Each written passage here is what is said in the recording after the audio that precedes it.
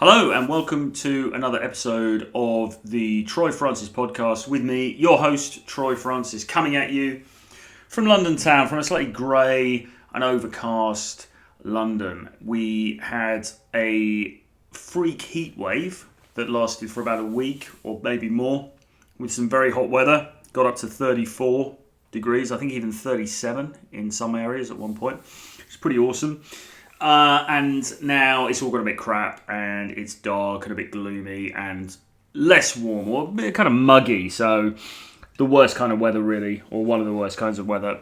But I'm here soldiering on in the luxurious apartments, coming at you with some more content. So I haven't done a podcast for a couple of weeks because I was busy promoting Charisma and Dating Academy Q3. And actually, I probably could have done a podcast about that, but I certainly didn't do one last week anyway. So we're back with the audio again. And today, I'm going to talk about 3 signs that you are simping hard for women. That is 3 signs that you're simping hard for women, because we see simping happening with greater and greater frequency in this day and age, and we need to put a stop to it. And the best way to put a stop to it is to draw attention to it, to draw attention to the simping that you are doing, and hopefully you can eradicate it, and perhaps just to draw your attention to simping in a more holistic sense, so you can see when other people are doing it as well and know what to avoid. So I'm going to talk about that very interesting topic in just a second, but before that, updates from me. I'm doing the Cad Academy Webinars this week. So I've just come straight off a 2-hour webinar with the Cad Academy guys. It was really, really good. I shared some private video footage. Not like that. That sounds really bad. But I shared some video footage that hasn't been seen anywhere else. And we took that apart, dissected it, discussed it, as well as discussing themes from the course and going into questions and so on and so forth. Mineral water, lovely. So we did that, and that was really good. That was 2 hours. I'm doing another 2-hour session with the guys later on. So if you missed out Cad Academy this time, then that is unfortunate, because it's shaping up to be a really great term already, a really great semester already. And the value for the course really is, I think, in those Zoom webinars where we get together and we talk about the stuff from the course for sure. But we take it much broader than that as well, and go into lots of different topics of various things. So, exciting stuff, exciting times ahead.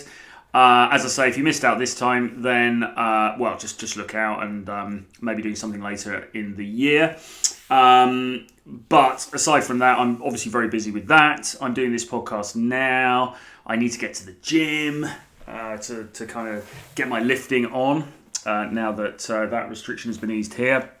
And then I'll be doing another webinar tonight. So there's no rest for the wicked.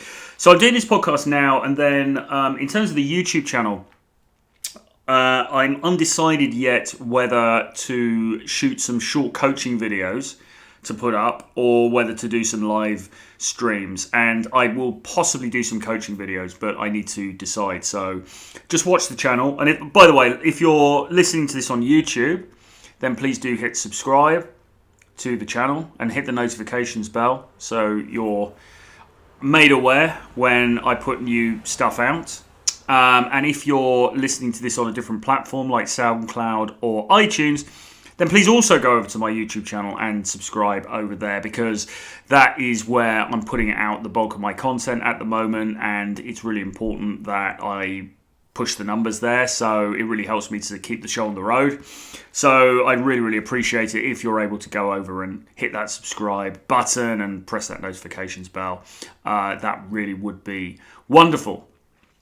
Nothing really to plug this time, to be honest, except, firstly, if you want to get on my daily email list, then do that, because I send out a free email Monday to Friday with an article, some observations, some game tips, some seduction advice, some knowledge of the dating marketplace. So it's really good stuff. It's absolutely free, and it helps keep me in contact with you if, for some reason I'm sort of barred from the internet in other ways. Then if you're on my email subscribers list, then you will be still receiving new content. So do that. And Renegade Dating Blueprint, my collection of 11 books, is also available. Only $39, and you get 11 of my books on all aspects of game, dating marketplace, all of that fun stuff. So it's a really great deal. Anyway, let us get into it. 3 signs that you are simping. Okay, so what are the top 3 signs that you are simping, and what do you do about it if you are? Well, the first sign that we're going to talk about is that you like all of her pictures on Instagram and other platforms. And not just that you like her pictures, but that you probably comment as well. You're probably saying how beautiful she looks, how hot she looks in the pictures. You're dropping in loads of emojis, those heart-shaped emojis, maybe the flowers, maybe the ones with the big eyes, so it looks like you're gaping at her in wonderment, and you're saying things like guapa if you're Spanish, or you're really hot if you're English or American, and the same kind of stuff in other languages, depending on where your mother tongue is from. And yeah, you're giving out all of that free attention. Now, if you follow my esteemed colleague Myron Gaines, you will know that he talks a lot about the fact that you shouldn't give out free attention to girls, to females. No free attention, he says. And if you're giving out free attention in the form of validation, then that is not a good thing. And you are, I'm afraid to say, simping hard. I was sharing it earlier on my webinar. I personally make it a rule that I never like or comment on females, Instagram or public profiles, really at all, unless it's somebody that if it's my girlfriend who I'm with, obviously I will do it then. Or if it was somebody that I'm friends with, I might occasionally do it then. I suppose in some circumstances, if it's an ex, that's okay. But if it's that you are sitting there and you're thirsty and you're single and you're alone and you're crying into your Weetabix every night. Weetabix is a breakfast cereal in the UK, by the way, so if you're not aware. You're crying every night and you are putting comments onto the pictures of girls that you just don't know. You've never even met her. You've never spoken to her. Certainly you haven't been intimate with her yet. I think that is the key thing. If you're doing that, then I'm afraid to say you are simping hard, and you need to eradicate that behaviour. Because for a start, it's not going to do you any good as far as getting with that particular girl is concerned. It's just not going to happen. It's not going to work. I mean, particularly if it's a girl with a lot of followers on social media. She's got several thousand followers. She's got tens of thousands of followers, 100,000 followers, upwards of that. She is inundated with this stuff. And the fact that you are there going, hi, please notice me, I've put some emojis on your profile. She doesn't care. It's been said before, but it's absolutely true. You are just a number. I don't mean you're a number in the sense that, you probably have a profile name, right? You're probably like Juan or Derek or Steve or whatever your name is. But to her, you're a number. You're just one of the many likes that she's receiving. You're just one of the many comments. She's looking, she goes to her post at the end of the night and she's like, right, how many likes did this get? How many comments did it get?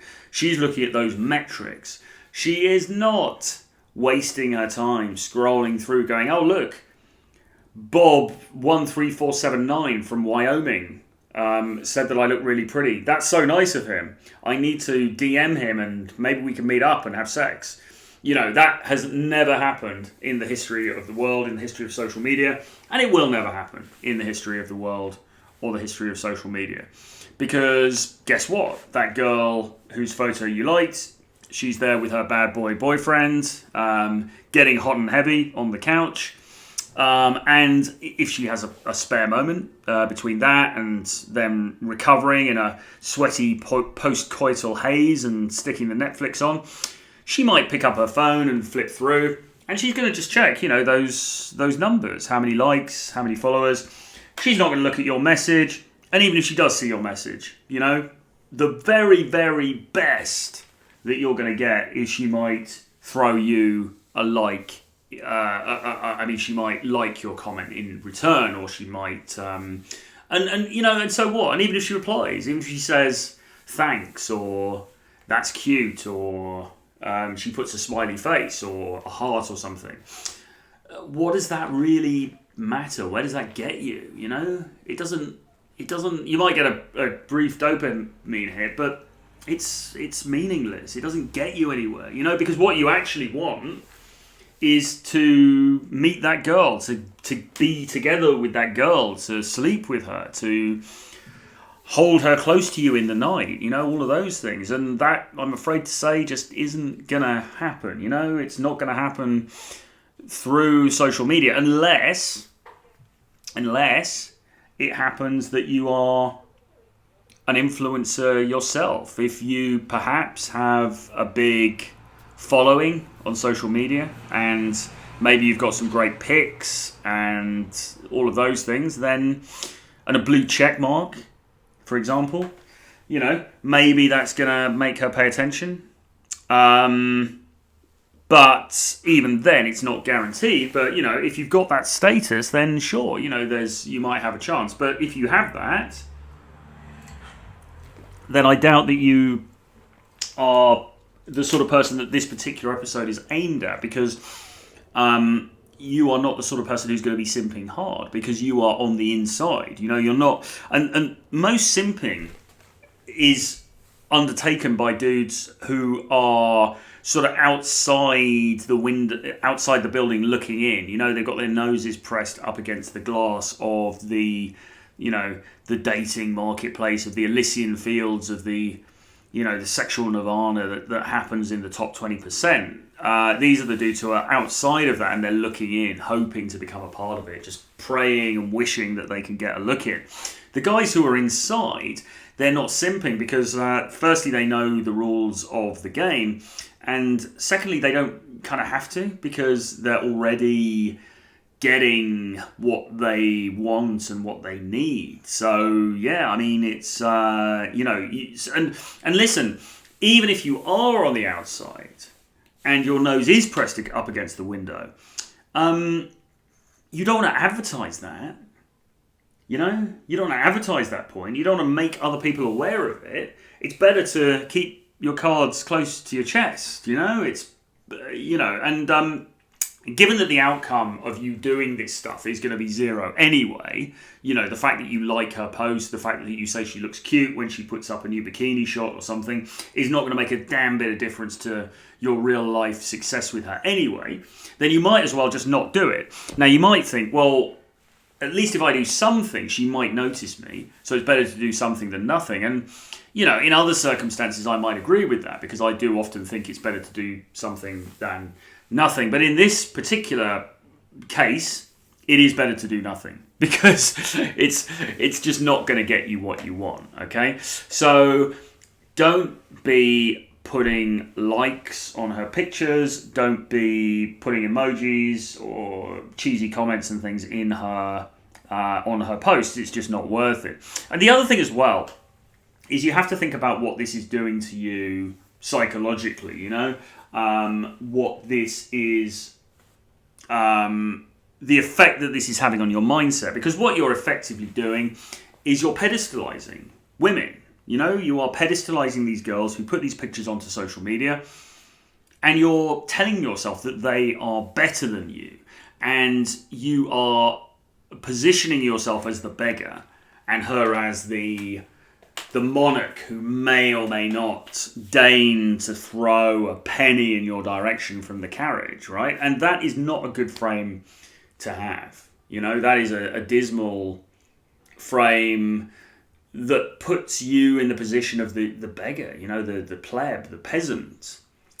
And really, you want to conceptualize yourself as the monarch, as the lord, as the master of the universe, if you like. Now, even if that isn't true objectively, and how many people is that really true of, that's how you want to visualize yourself. That's how you want to conceptualize yourself. What you don't want to do is conceptualize yourself as the fanboy, as the pathetic handmaiden, let's say.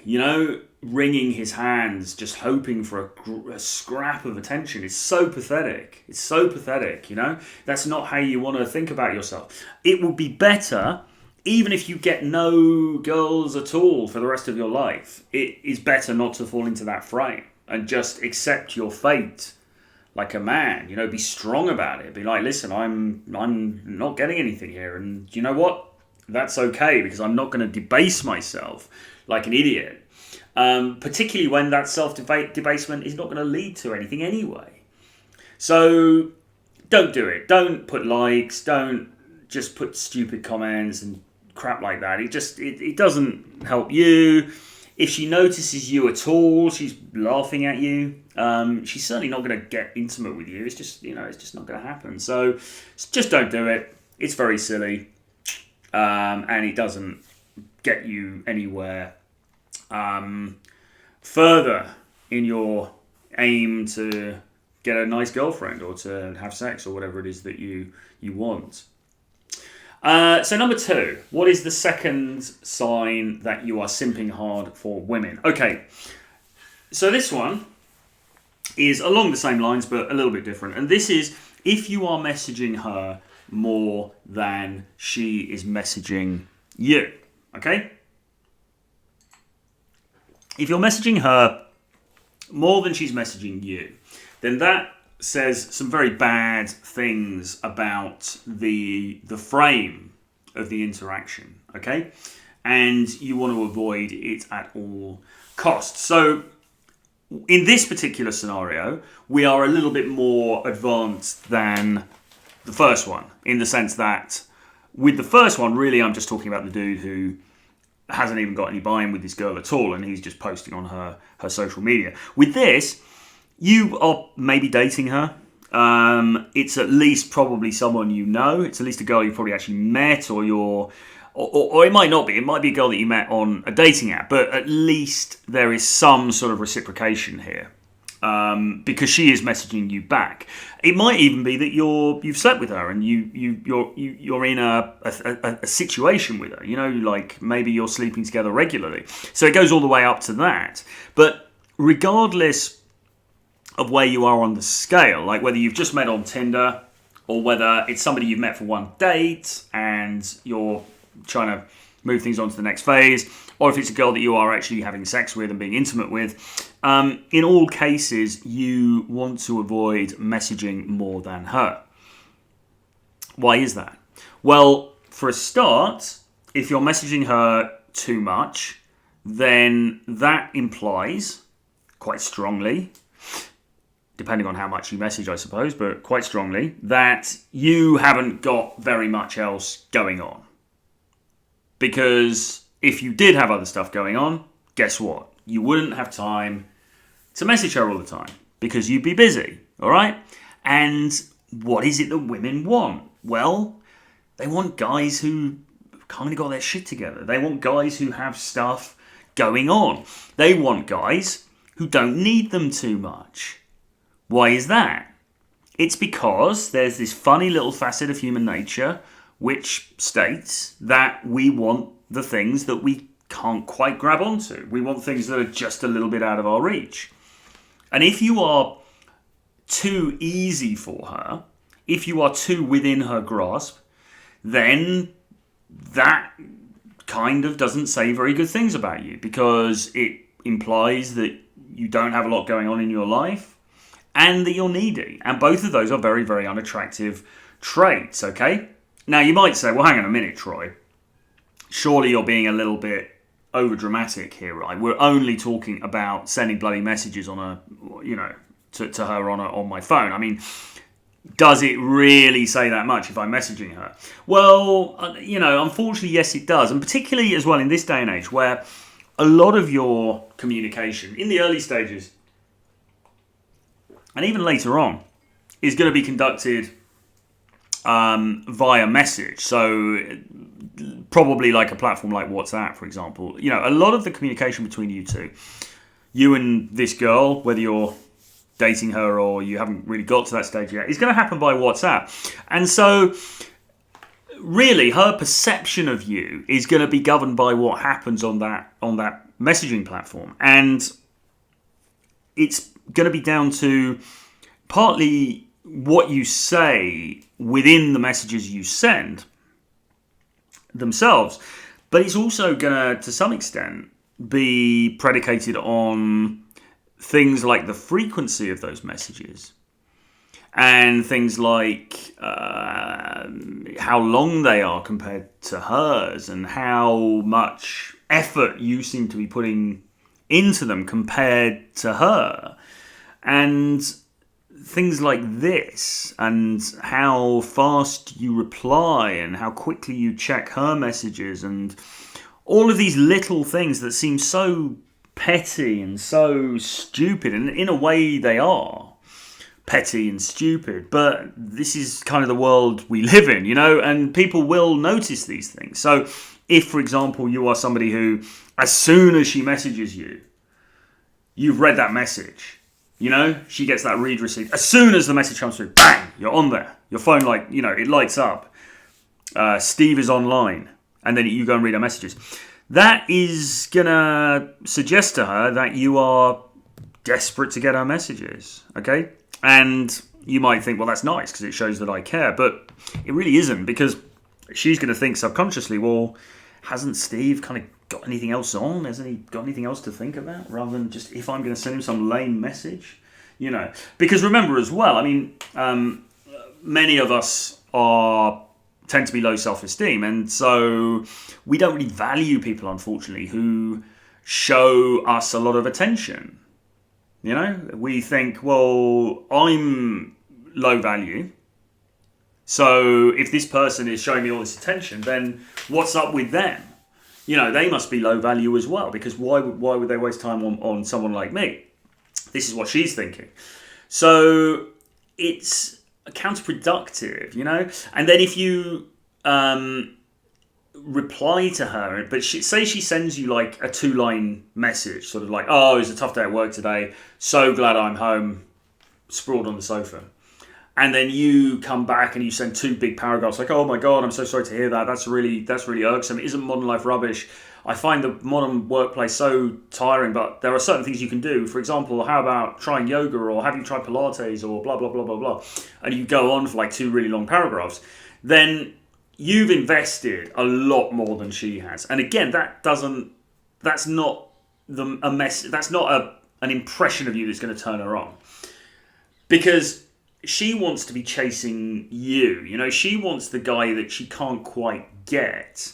And the guy who just hands himself over and she can get easily, and again, this is just an unfortunate aspect of human nature, is just going to seem less attractive.